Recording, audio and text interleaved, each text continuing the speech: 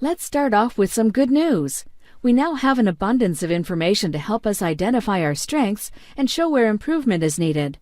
But as you're well aware, it hasn't always been like this. The enormous gains in information about the welfare of children and families served have resulted from efforts to promote accountability, such as the Federal Child and Family Services Reviews, data collection systems like the Adoption and Foster Care Analysis and Reporting System, or AFCARS, and the National Child Abuse and Neglect Data System, or NCANS, as well as the creation of state management information systems. What's frustrating for many in the child welfare field is that despite the huge increase in the amount of information available, too many children and families are still not experiencing desired outcomes. Many of the children served by child welfare systems continue to experience maltreatment in their own homes or in placement settings. They have multiple placements while in foster care and delays in achieving permanency. They and their parents face barriers to accessing needed services. And many young people who remain in the system until the age of 18 or 21 continue to be discharged from foster care without the education, skills, and social supports they need to function on their own. The key challenge we face is that although we've gained a clearer idea of what the problems are, we don't always understand why they exist or what changes are needed to solve them. As a result, we find ourselves designing improvement strategies based on anecdotal reports or solutions that were tried by other agencies, without any evidence that they'll work for us. Furthermore, when we decide on solutions, we don't routinely implement and test them in a systematic way, which leaves us without information about what works and what doesn't. Which brings us to why the CQI Training Academy was created. The training you'll get here is designed to increase your ability to figure out why some children in our systems aren't experiencing the desired outcomes, and to enhance your skills in identifying and testing potential solutions. The Academy is going to move us from simply monitoring data to using that data and implementing solutions that will result in improved outcomes. The concept of CQI is not new. It was introduced in the Japanese auto industry after World War II and was successful in increasing overall quality, customer service, and employee satisfaction.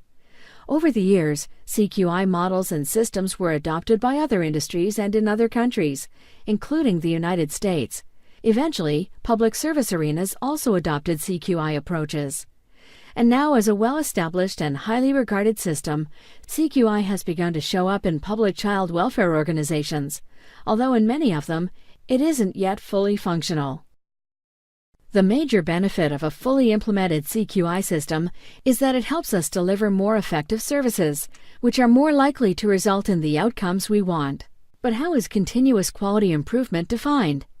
Although there are many definitions, the one that we're going to use in the CQI Training Academy comes from a document developed by Casey Family Programs and the National Child Welfare Resource Center for Organizational Improvement. It defines CQI as the complete process of identifying, describing, and analyzing strengths and problems, and then testing, implementing, learning from, and revising solutions. This cyclical CQI process is shown in this graphic, which I'll refer back to from time to time in later modules. There are many aspects to a CQI system, but there are 6 main features. These are: CQI is data-driven, it includes all stakeholders, and it's proactive. It's also systematic, using specific processes to set goals, identify and implement improvement strategies, and measure change. And lastly, it's holistic, examining many systems and processes at the same time. Another important thing to remember is that CQI is quite different from the quality assurance, or QA process, which in child welfare refers to conducting case record reviews and other activities to assess compliance with state, federal, and/or local requirements. While QA case review is an important component of CQI, CQI is a much broader process, with the main difference being that QA is an activity to assess compliance, whereas CQI is an effort to foster continual improvement. Continuous quality improvement is made up of many processes, all of which will be discussed in greater detail in later modules. However, just to touch on the most critical processes here, they are collecting information, analyzing information, and identifying problems. Understanding the underlying reasons for problems collaborating to select solutions, implementing and monitoring the change process, and finally, repeating the cycle. The CQI Training Academy will prepare agency CQI managers to use data to determine what's a priority problem and why it's occurring, take the necessary steps to identify, implement, test, and revise potential solutions to the problems, and figure out the relationship between what the agency does and improved outcomes for children and families. We know we're not all coming to this from the same place. We have different positions within our agencies and different roles to play in the CQI system.